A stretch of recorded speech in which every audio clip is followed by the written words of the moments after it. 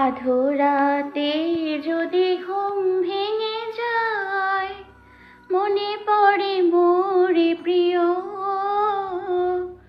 চাঁদ হয়ে রব আকাশের পায়। অটো টিউনের জননী নেহা কাক্কারের রিপ্লেসমেন্টের জব পেয়েছিস? বেচারি নেহা কাক্কার তো ভাতে মরবে, তুই এইভাবেই ওর চাকরিটা খেয়ে দিলি। তুই এত নিষ্ঠুর কেন রে পৌষ মাস? তোর মনে কি একটু দয়ামায়া নেই? বারান্দায় দাঁড়ানো বাংলাদেশ, পাকিস্তান ও ইংল্যান্ডেই তিন দেশের আদলে গঠিত এক পুরুষ অবয়ব। মুখের গঠন বাংলাদেশি অথচ শরীরের গঠন ও গায়ের রং পাকিস্তানি, আর চুল ইংরেজদের মতো কিঞ্চিত লালচে। তিন দেশের আদলে সুগঠিত দৃঢ় কাঁধের সুউচ্চ লম্বা পুরুষ, সৌন্দর্যের সুদর্শন সুপুরুষ হলেও তার প্রতিটা বাক্যে বিষাক্ত তীরের মতো। সবটাকে তুচ্ছ তাচ্ছিল্য করার মূল অভিসন্ধি। কিন্তু কেউ দমার পাত্র নয়, পাল্টা জবাব দেওয়ার মতো অস্ত্র সব সময় তোলায় থাকে তার। দুজনের দূরত্ব শুধুমাত্র কয়েক গজের। দক্ষিণা বারান্দায় দাঁড়ানো সেই পুরুষকে দেখেও না দেখার অদৃশ্য ভান করল পৌষী। তার বেসুরা গলায় উচ্চস্বরে গেয়ে উঠল, ছাগলে কিনা বলে পাগলে কিনা খায়, সে কথা কানে নিলে তবে যে বলা যায়। নৈশব্দে নিচের ঝাঁঝ মেটালো পৌষী। আরাব এখনো শঠান দাঁড়িয়ে আছে, মতিগতি লক্ষ্য করছে পৌষীর। মুখের কোণে তার কুটিল হাসি, দু ঠোঁটে উল্টে বলল, হ্যাঁ রে পৌষ মাস, তোর রেজাল্ট কার্ড দেখিয়েছিলি ছোট পাপাকে? আরাবের কথায় কর্ণপাত করল না পৌষী। আবারও বেসুরা গলায় গেয়ে উঠল, না শুনি কারো কথার দ্বার, চোখে কি সর্ষে পাতা তার। গাইতে গাইতে নিচের রুমে প্রবেশ করলো সে, কিন্তু বারান্দার দরজা লক করেই ফোত ফোত নিঃশ্বাস ছাড়ল। রেজাল্ট কার্ড, ইয়া আল্লাহ! যদি তার বাবা দেখতে চায় এখন, তখন কি হবে? রেজাল্ট খারাপ দেখলে প্রফেসর বাপ তার গেম খেলা কার্টুন দেখা সব বন্ধ করে দিবে। যদি ওই শঙ্কর জাতি তার বাপকে বলে দেয় তবে তো কেল্লা ফতে। হায় হায়, তার কি হবে? ভয়ে বুকে হাত দিয়ে দাঁড়িয়ে আছে, অস্থিরতায় বুক কাঁপছে তার, বিড়বিড় করে দোয়া পড়ছে, আজকের মতো মাফ করে দাও ইয়া রাহমানুর রাহিম। পরের বার আমি সত্যি সত্যি পড়াশোনা করব, প্রমিস। রাতে বিছানায় এপাশ ওপাশ করলো, কিন্তু ঘুম নামক চিড়িয়া তার চোখে ধরা দিলই না। শেষে বিছানা থেকে নামলো পৌষী, নিচের রেজাল্ট কার্ডকে কি করা যায় তাই ভাবছে। আর মাত্র 2 মাস, তারপর তার নবম শ্রেণীর ফাইনাল এক্সাম। এখন তার ক্লাস টেস্ট এত খারাপ হয়েছে দেখলে তার আম্মাজানের গালি আর আব্বাজানের কড়া হুমকি ধামকি খাবে। কি যে করবে সে! কিন্তু ওই আরাব ভাই কেমনে যে টের পায় আগে থেকেই।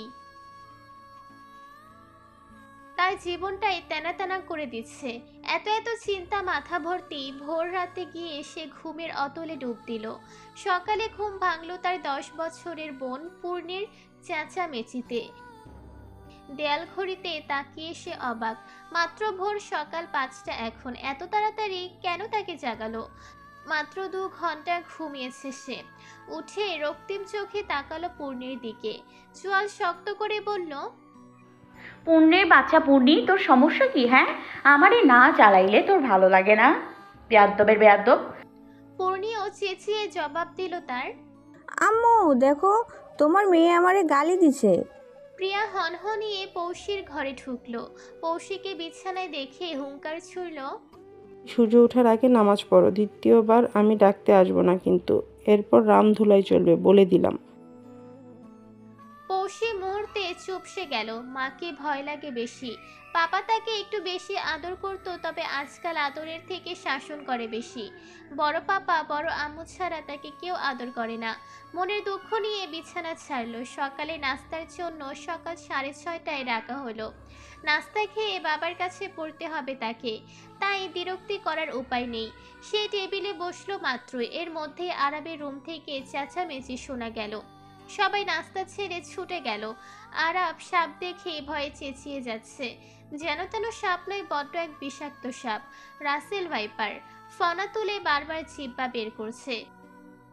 সৌরভ গৌরব লাঠির সোঁটা নিয়েই আরাবের রুমে হাজির। সাপকে মারতে গিয়েই পড়ল বিপদে। সাপ তার ফনা তুলে কুণ্ডলি পাকিয়ে বসে আছে। কিছু সময় ভালো করে খেয়াল করতে সৌরভ মিটিমিটি করে হেসে উঠল। আরাব অদ্ভুত করে সৌরভকে দেখল। ছোট পাপা, এমন সিরিয়াস মুহূর্তেও তুমি এমন করে হাসছো কেন? সৌরভ ভ্রু কুঞ্চন করে জবাব দিল, বাবাজি, আগে তো জিনিসটা ভালো করে খেয়াল করবা। দেখতে পারছো না এটা ব্যাটারি চালিত একটা সাপ? আরাব সূক্ষ্ম দৃষ্টি দিল। মুহূর্তেই তার ভয়ার্ত চোখে অগ্নিবর্ণ ধারণ করলো। সে জানে এই কাজ কে করতে পারে, তার দ্বারাই সম্ভব। খাওয়ার টেবিল পুরো শূন্য। পৌষির টপ টপ নিজের মুখে খাবার পুরলো, সাথে পানি আর কিছু খাবার নিয়ে নিচের রুমের দিকে ছুটল। দরজা মাত্র বন্ধ করতেই করাঘাতের শব্দ হলো। 19 বছর বয়সী আরাব যেন খ্যাপাটে বাঘ। সে চেঁচিয়ে উঠল, এই পৌষ মাস কয়দিন নিজেকে বন্ধ দরজায় রাখবি? বের তো তোকে হতেই হবে। তোকে যদি আমি তেলাপোকার স্যুপ না খাওয়াইছি তো আমার নামও আরাফ ফায়াজ না, মনে রাখিস কিন্তু। আর সাবধানেও থাকিস। পৌষে রুম থেকে বিড়বিড় করলো, ঘোড়ার ডিম করবে আমার? হাহ! শঙ্কর জাতির জন্য তার সারা রাত ঘুম হয়নি। এই পৌশিকে ভয় দেখানো এত সোজা নাকি? হ্যাঁ, এখন সেও শোধবোধ করেছে। বর্তমান সহসাই বারান্দায় দাঁড়িয়ে তার মনে পড়ল সেই 5 বছর আগের চঞ্চল পৌশিকে, যে একদিন ভীষণভাবে জ্বালিয়েছিল আরাব নামের এক পুরুষকে। কিন্তু সময়ের ব্যবধানে আজ দুজন পৃথিবীর দু প্রান্তে অবস্থিত। তাদের মধ্যেকার দেখা সাক্ষাৎ নেই আজ 5 বছর। তখন সে 15 বছরের কিশোরী আর তার আরাব ভাই ছিল 19 বছরের তাগড়া যুবক। শত মেয়েরা আরাবকে দেখে ক্রাশ নামক বাস খেলেও সে ছিল তাদের বিপরীত। তার কাছে আরাব ছিল নিছকই ঘরের শত্রু বিভীষণ, যে তার বাবার সর্বদা প্রিয় পাত্র ও ভীষণ আদরে সুবোধ বালক। এজন্য তার দুঃখের অন্ত ছিল না। তার বাবা কেন এই আরাবকে এত বেশি আদর করে সে রোজ ঈর্ষায় পড়তো। কলিজা পুড়ে ছারখার হতো তখন। তার বাবার আদরের কারণ কিন্তু সে আবিষ্কার করেছে অনেক বছর পর। তার বাবা মেয়ে জামাই হিসেবে আরাবকে সিলেক্ট করে রেখেছে তার জন্মের বহু আগেই। যেদিন জানলো যে অবাকের চরম পর্যায়ে পৌঁছে গেল, কিন্তু বড্ড দেরি হয়ে গিয়েছিল তখন। পৌষে নিচে মনে বিদ্রুপ করলো পুরনো স্মৃতি রোমন্থন করে। সেই অতীত স্মৃতিগুলো আঁকড়ে আছে সে। মনে পড়লে ডুব দেয় নিচের অজান্তে। রাতের খাবারের জন্য টেবিলে বসে আছে সৌরভ, অপেক্ষা করছে বাকিরা আসার জন্য। প্রিয়ার আসতে দেরি হচ্ছে দেখে তাকে ডাকলো, ও প্রিয়া রানী, কই গো তুমি? এতক্ষণ ডেকে ডেকে আমার কান খেয়ে নিলে, এখন তোমার দেখা নাই কেন বউ? সৌরভের ডাক শুনে প্রিয়া রান্নাঘর থেকে খাবার নিয়ে ছুটে এলো। চোখ মুখে ঈষৎ রাগের আভাস।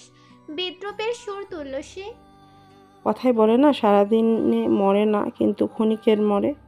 আপনার হয়েছে এই অবস্থা প্রফেসর সাহেব। এতক্ষণ তো আসলেন না, আর এসেই তর সইছে না। বয়স হয়েছে কিন্তু আপনি এখনো বদলাননি। সৌরভের অধর কোণে প্রসন্ন হাসি। গড়গড় গলায় জবাব দিল প্রিয়ার, আমি তো বদলাতে চাইও না প্রিয়া রানী। হইছে, বুড়ো বয়সে এত ভীমরতি করতে হবে না। মেয়েরা বড় হয়েছে, এদের সামনে অন্তত নিজের গাম্ভীর্য বজায় রাখুন। সৌরভ তখনও হাসছে। ইদানিং বউ তার বেশ গম্ভীর গলায় কথা বলে। ঘরকন্যায় বেশ পারদর্শী হয়েছে তার প্রিয়া রানী। বোটানি পড়েও নার্সিং পড়েছে শেষে। নার্স হিসেবেও বেশ সুনাম কুড়িয়ে যাচ্ছে। মা ও শিশু স্বাস্থ্য কমপ্লেক্স একজন বিশেষজ্ঞ নার্স হিসেবে কর্মরত এখন। সেই সুবাদে মা ও শিশুর জটিলতা সম্পর্কে বেশ সচেতন। তার রণচণ্ডী বউ একজন দক্ষ নার্স, আবার একজন দক্ষ মা। সে বরাবরই গর্বিত তার বউ নিয়ে। স্বস্তির নিঃশ্বাস তার চোখে মুখে। জবাবে বলল, আমার মেয়েরা কোথায়? ডাকো তাদের। আমি ডেকে নিয়ে আসছি। সৌরভের জবাব দিয়ে মেয়েদের ডাকার জন্য ছুটল প্রিয়া। প্রিয়া পৌষের দরজায় করাঘাত করলো কয়েকবার, কিন্তু পৌষের হুঁশ নেই। প্রিয়া অধৈর্য হয়ে বকাঝকা করলো কিছুক্ষণ। মায়ের গলার তীক্ষ্ণ আওয়াজ পেয়ে 15 বছর পূর্ণি দরজা খুলল দ্রুতই। ভেবেছিল নিচের দরজার সামনে তার মা, কিন্তু দেখলো তার দরজায় নয়, তার বোনের দরজায় মায়ের এমন হুমকি ধামকি চলছে। ছোট্ট পূর্ণি স্বস্তির নিঃশ্বাস ছেড়ে বলল, কি হয়েছে আম্মু? আপুরে এত চিল্লাও কেন? প্রিয়ার চোখে মুখে আগুনের ফুলকি ফুটছে। কপিত স্বরে জবাব দিল পূর্ণির। তোর বোন তো কানে শুনে না, বয়রা একটা। আমার হয়েছে যত জ্বালা। আমি গেলাম, তোর বোনরে ডেকে দুজন খেতে আয়। প্রিয়া যেতে নিচের বোনকে কল দিল। দুবার রিং হওয়ার পর তার কল রিসিভ হলো। পূর্ণি চেঁচিয়ে উঠল, জলদি বাইর হ আপু, তোর করদান নিব। আম্মু আজকে আমি গেলাম খাইতে, বাঁচতে চাইলে জলদি আয়। পৌষে এতক্ষণ নিচের অতীতে এত ডুবেছিল, মায়ের বজ্রধ্বনিও কানে পৌঁছায়নি। বেসিন থেকে হাত মুখ ভালো করে ধুয়ে তারপর বেরোলো সে। টেবিলে আসতে আসতে আরেক দফা প্রিয়া বকলো তাকে। তোর কানে কি আজকাল তুলো গোজা থাকে পৌষি? কয়বার ডাকছিলাম। পৌষে নিরুত্তর, চুপচাপ মায়ের সব ধমক হজম করছে। নিচু মাথায় নিজের প্লেটে ভাত মাখছে। মুখে মাত্র এ ভাত তুলবে তখন আকস্মিক আরেক কথায় ধমকালো পৌষি। সৌরভ মুখে ভাত তুলতে তুলতে বলে উঠল, ভাই কানাডা থেকে কল দিয়েছে। এই সপ্তাহে এঙ্গেজমেন্ট অনুষ্ঠান হবে আরাফ আর আকসার। ভাই আমাদেরকে কানাডা যেতে বলল। আচমকাই পৌষির খাবার আটকে গেল গলায়। কাশি দিয়ে যাচ্ছে অনবরত। সৌরভ পানি দিল মেয়েকে। ধীর গলায় বলল, আস্তে ধীরে খাও আম্মা জান। পৌষের জবাব দিল না কিছুই, শুধু ছলছল চোখে বাবার দিকে তাকালো। তার বাবা কি তার চোখের ভাষা বুঝতে পারে না? তার বাবাই তো ডাকতো আরবকে জামাই বাবাজি, কিন্তু এখন কি সব ভুলে গেছে? ছোট থেকে জামাই বাবাজি ডেকে এখন সেই জামাইয়ের সাথেই কেন অন্য মেয়ের বিয়ে হবে? তার বাবা কেন নিষেধ করছে না? আর আরব ভাইও কি তাকে ভুলে গেছে? সত্যিই তাকে মনে রাখেনি? খাবারটুকু আর গিলতে পারল না। আধো খাওয়া প্লেটের খাবার রেখে সে নিচের রুমের দিকে ছুটল। প্রিয়া শক্ত গলায় বলে উঠল, আরবের এঙ্গেজমেন্টের অনুষ্ঠান হবে, তুমি তাদেরকে কিছু বলবে না? গৌরব ভাইও কিভাবে পারলো নিজের ছেলের সাথে অন্য মেয়ের সাথে এঙ্গেজমেন্টের অনুষ্ঠান করতে? আমার মেয়ের কি হবে? সৌরভ চুপচাপ খেয়ে নিল, জবাব দিল না কিছুই। পূর্ণি বাবা মায়ের অভিব্যক্তি বোঝার চেষ্টা করছে। আরব ভাইকে সে 10 বছর বয়সে দেখেছে, এরপর আর দেখা হয়নি কখনো। আরব ভাই, বড় আপা, আরিবা আপু তারা এ বাড়িতে কেন আসে না তার জানা নেই। গত 5 বছর ধরে দু পরিবারের মধ্যে কি হয়েছে সেটাও জানে না। সে প্রতিদিন দোয়া করে তার বড় পাপা ফিরে আসুক, আবার আগের মতো ঘর প্রাণবন্ত হোক, কিন্তু আদৌ হবে তো? শান্ত ও স্থবির হয়ে সৌরভ খাটে হেলান দিয়ে বসেছে। মুখে গভীরতার ছাপ স্পষ্ট। প্রিয়া স্বামীর গম্ভীর মুখ দেখে অবাক হলো। কিছু সময় পূর্বেও বেশ শান্ত দেখাচ্ছিল। আচমকাই এত গম্ভীর হওয়াটার কারণ কি তার? স্বামীর পাশে গা ঘেঁষে বসল সে। হাতে হাত রেখে বলল, কি হয়েছে আপনার? এত কি ভাবছেন? সৌরভ দীর্ঘশ্বাস ছাড়ল। শান্ত গলায় ফুটে উঠল তার আক্ষেপের সুর। পিহারানি হারাপ সরাসরি নাকচ করে দিয়েছে, সে পৌষুকে বিয়ে করবে না। ভাই শেষ একবার জিজ্ঞেস করছিল তাকে। প্রিয়া পুরো কথা শুনল না শান্তভাবে। কিছু সময় বাদে সেও জবাব দিল তার। এজন্যে আপনি এত হতাশ হয়ে আছেন? দেখুন ওরা বড় হয়েছে, দুজনেই প্রাপ্তবয়স্ক। এখন ওদের নিজস্ব একটা রুচিবোধ আছে। আমি আরবের রুচিবোধকে সম্মান করি, আপনারও তার রুচিবোধকে সম্মান করা উচিত। পিহারানি ব্যাপারটা তা নয়। আমার মেয়েটা কেমন শান্ত গম্ভীর হয়ে গেছে দেখছো? সেই চঞ্চলতা তার মাঝে একদমই নেই। আগের মতো আমার মেয়ে সারাক্ষণ দুষ্টুমি করে বেড়ায় না। মাত্র 20 বছর বয়সেই একদম বুঝদার হয়ে গেছে। তাকে নিয়েই চিন্তা হচ্ছে বেশি। ও মানতে পারবে তো? সময় মানুষকে ঠিক করে দেয়, কিছুদিন সময় তো লাগবেই। তবে পৌষীর জীবনে এমন কেউ আসুক তাকে হাসি খুশিতে রাখার জন্য, সেই দোয়া তো করতেই পারি। আপনি একটা কাজ করুন, পৌষীর জন্য এখন থেকে ভালো পাত্রের সন্ধান করুন। দেখবেন তার জীবনে সত্যিকার কেউ একজন মানুষ আসলে সব ঠিক হয়ে যাবে। সৌরভ নিরুত্তর। সত্যিই কি সব ঠিক হয়ে যাবে? তার মেয়ের আগের মতোই হয়ে যাবে? বালিশে মাথা দিয়ে শুয়ে পড়ল সে। মাথায় ঘুরপাক করা ভাবনাগুলোকে আপাতত ছুটে দিল সে। ঘুমাতে হবে। মাথা ঠান্ডা রাখার জন্য। মধ্যরাত, ঘুমের আতলে যান্ত্রিক নগরের বাসিন্দারা, অথচ পৌষের চোখে ঘুম নেই। বারান্দার দরজা হাট করে খোলা, তার দৃষ্টি আকাশ সীমা ভেদ করে চলচল করা এক ক্ষুদ্র তারার উপর, যে একাকী আকাশের বুকে নীরবে আলো ছড়াচ্ছে। অজান্তে এসে তারাকে নিজের মনোভাব প্রকাশ করলো। তুমিও কি একা? তোমার উপরেও কারোর অভিমান জমে আছে? সেও কি আর তোমাকে চায় না? প্রচণ্ড ঘৃণা করে? জানো, আমাকেও কেউ একজন প্রচণ্ড ঘৃণা করে। সে যাওয়ার আগে শেষবার বলে গিয়েছে, পৌষ মাস, আমি যতদিন বেঁচে থাকব ততদিন তোকে ঘৃণা করে যাব। তুই আমার আপন কেউ না, তোকে আমি ঘৃণা করি। দু চোখ ছলছল তার। এটাই তো চেয়েছিল সে কোনো একদিন। তাহলে আজ কেন এত কষ্ট পাচ্ছে? বুকে প্রচণ্ড ব্যথা হচ্ছে। তবে কি আজ তার আরাব ভাইকে খুঁজে বেড়ায়? কিন্তু তাতে কি লাভ? তার আরাব ভাই তো নতুন অধ্যায় খুঁজতে ব্যস্ত। সে যে তার আরাব ভাইকে কঠিন কষ্ট দিয়েছে। বারান্দা ছেড়ে টেবিলে গা এলিয়ে বসেছে সে। সহসায় চোখ পড়ল নীল ডায়েরির মাঝে। দু পাতা উল্টাতে মনে পড়ল তার রঙিন সেসব দিনের কথা। চোখ বুঝল সে অতীতের মাঝে। অতীত, শুক্রবার ছুটির দিন, তবে মাসে একবার করে এদিনে বাড়িতে ভোজনের বিশাল আয়োজন হয়। বড় পাপা, ফুপ্পি, খালামণি, মামা, তার পাপার বন্ধুরা সবাই আসে তাদের বাসায়। আজও তার ব্যতিক্রম নয়। বিশাল আয়োজন করা হয়েছে। ছাদের এক কোণে বসানো হয়েছে প্যান্ডেল, অন্য পাশে তার পাপার শখের বাগান। অবশ্যই এই বাগানের দায়িত্ব এখন তার আর আরাবের উপর, কিন্তু তার পাপা মাঝে মধ্যে দেখভাল করে এই যা। ঘর ভর্তি অতিথিতে পূর্ণ। পৌষের থেকে মাত্র 3 মাসের ছোট প্রীতির মেয়ে সাফা। সে এসে পৌষিকে খুঁজল সবার আগে। সে আর পৌষি একই ক্লাসে। তার সাথে আছে পরশের ছেলে পার্থ। তিনজনে স্কুলে খুব ভালো বন্ধু, একদম জানে জিগার। সাফা ঘরে এসে দেখলো পৌষি তার ঘরে নেই। কিছুটা মনক্ষুণ্ণ হলো। খুঁজতে খুঁজতে ছাদে গেল সে। ছাদে গিয়ে তার চক্ষু চড়ক। পৌষি তার বড় পাপার সাথে কাজ করছে, একদম কাঁধে কাঁধ মিলিয়ে। হা হয়ে দেখছে সব। গৌরব নিজেও মাঝে মধ্যে বুঝতে পারে না পৌষি তার মেয়ে না। মেয়েটা সারাক্ষণ তার আশেপাশে থাকে, একদম পায়ে পায়ে কদম মিলিয়ে চলে। তা অবশ্যই বিপদে পড়লে। আজ আরাব তাকে একা পেলে শাস্তি দিবে। সে ভয়ে তার বড় পাপার আশ্রয়ে বসে আছে। গৌরব মিটিমিটি করে হাসছে দুজনকে দেখে। এখন সবজি কাটছে তার সাথে। পাশে আরাবও নিচের কাছে মগ্ন। তবে আরাব পৌষি দুজনকে আর চোখে দেখছে। আরাব সুযোগ বুঝে তবে পৌষির মজা নেবে। এই মেয়ে এত বড় হয়েছে তাও বাচ্চাদের মতো দুষ্টুমি করে। মাঝে মাঝে পৌষের দিকে তাকিয়ে সে কুটিল হাসে।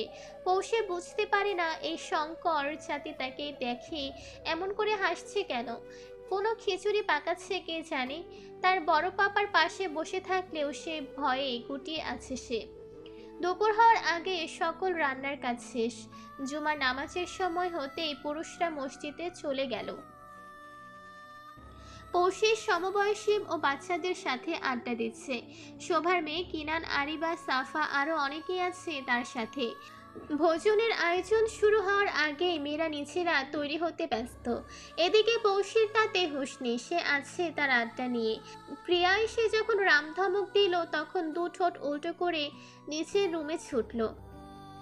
কোনোভাবে ফ্রেশ হয়ে টপস আর প্লাজো পরে আবার ফিরে এলো। মাথার কাঁধ বরাবর চুলগুলো ভেজা, চুলের পানি পড়ে পিঠের অংশ ভিজে যাচ্ছে তার। গায়ের ওড়না টেনে টনে গায়ে আছে কোনোভাবে। জুমার নামাজ শেষ করে পুরুষগণ ফিরে এসেছে। পার্থ এসে পৌষীদের সাথে আড্ডা জুড়ে দিয়েছে। কথার মাঝে সাফা পৌষী খিলখিল করে হাসছে। আরাব দরজার চৌকাঠে পা রেখেছে সবে মাত্র। পৌষীর এমন গাছাড়া ভাব দেখে দাঁতে দাঁত পিষল সে।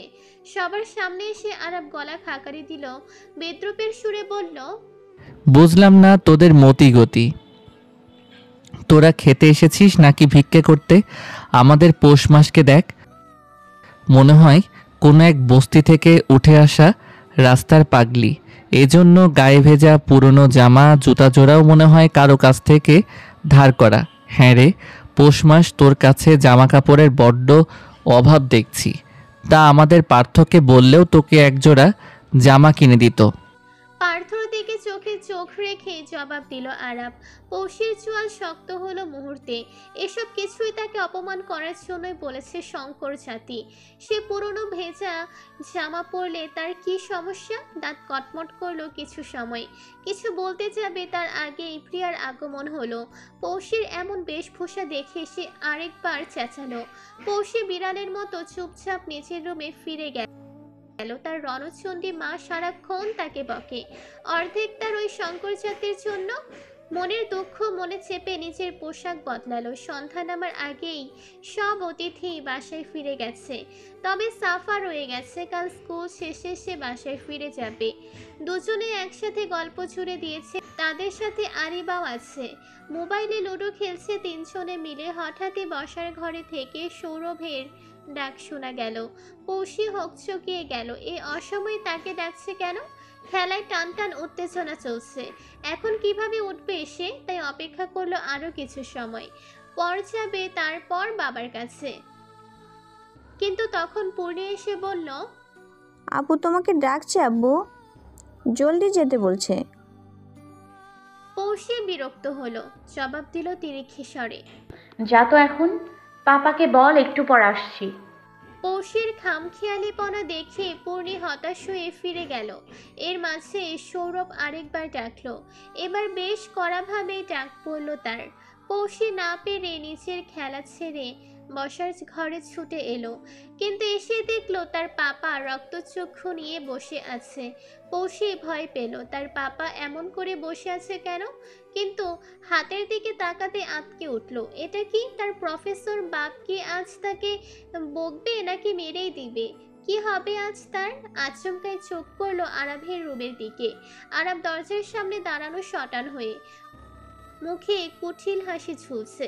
পৌষির মনে খটকা লাগলো। এই শঙ্কর জাতি কিছু করেছে? নয়তো তার প্রফেসর বাপ এত রাখবে কেন? থমথমে অবস্থা বসার ঘরে। পৌষি ভয়ে চুপসে আছে। নিজের আত্মার মাগফিরাত কামনা করছে। সৌরভ বেশ গম্ভীর হয়ে আছে। গভীর মনোযোগ দিয়ে কিছু ভাবছে। চিন্তায় আছে নিজের মেয়েকে নিয়ে। সে একজন ম্যাথ বিভাগীয় প্রধান অধ্যক্ষ, আর তার মেয়ে হয়েছে ফেইলার, যে ক্লাস টেস্টেও ফেল করে। এই মুখ সে কিভাবে অন্যদের দেখাবে? মেয়েটা পড়াশোনায় এত অমনোযোগী কেন সেটাই বোঝে না। 11 সাবজেক্টের 4 বিষয়ে সে 30-এর মধ্যে 15 নিচে পেয়েছে। ভাবা যায়। বুঝে রাখা চোখ দুটো অকস্মাৎ খুলল। ইশারায় পাশে বসতে বলল পৌষিকে। গলার স্বরে কিঞ্চিত দৃঢ়তা। দেখো পৌষি, তোমার আম্মু এই রেজাল্ট কার্ড দেখেনি এখনো। ভাগ্য ভালো আমিই আগে দেখেছি, নয়তো এখন কি কাণ্ড হতো বুঝতে পারছো? পৌষি ছলো ছলো চোখে তার বাবার দিকে তাকিয়ে আছে। সৌরভ ধমক দিয়ে বলে উঠল, জবাব দাও পৌষি, এত বাজে রেজাল্ট কিভাবে করলে? পড়াশোনা কি করনি, নাকি শুধু ফাঁকিবাজি করেছো? পৌষি নাক টানলো, ঠোঁট গোল করে নিচের কান্না আটকানোর চেষ্টা করছে। আচমকাই গৌরব উপস্থিত হলো সেখানে। তার বড় পাপাকে দু চোখে নোনা জল ছেড়ে দিয়েছে। সৌরভ অবাক। এটা আদৌ তার মেয়ে? কিছু বলা যায় না। বলার আগেই নিজের চোখের সাগর বানিয়ে দেবে। গৌরব অস্থির হয়ে গেল। পৌষিকে নিজের কাছে বসিয়ে চোখের জল মুছল। সৌরভের দিকে চেয়ে চোখ পাকিয়ে তেতে উঠল। তুই আমার আম্মাজানকে বকছিস কেন? সাহস তো কম না তোর? সৌরভ বিদ্রুপের সুরে তুলল, তোমার আম্মাজান কি করেছে জানো? ক্লাস টেস্টে 4 বিষয়ে ফেল। তো কি হয়েছে? এরকম 3-4টা বিষয় ফেল করলে কিছু হয় না? আমি তো এরকম কত ফেল করেছি। এজন্যই তোমার আম্মাজান তোমার মতো ফেলার হয়েছে। পৌষি আবারও নিচে নাক টানল। গৌরবের কাঁধে ধরে বলল, বড় পাপা, জানো পাপা, আম্মু আমাকে একটু আদর করে না, সারাক্ষণই বকে। তুমি অদল বদল করে আমাকে নিয়ে যাও, আমি আর এদের সাথে থাকবো না। আমি আজ থেকে তোমার মেয়ে, আর ওই শঙ্কর জাতিকে তোমার ভাইকে দিয়ে দাও। সৌরভের কৌতূহলী দু চোখ আচমকাই প্রশ্ন করল। শঙ্কর জাতি, সেটা আবার কি? পৌষি নাক টানতে টানতেই জবাব দিল, ওই আরাফটার কি? সৌরভ তির্যক দৃষ্টি ফেলল মেয়ের দিকে, রুষ্ট গলায় জবাব দিল, শঙ্কর জাতি এটা কেমন শব্দ?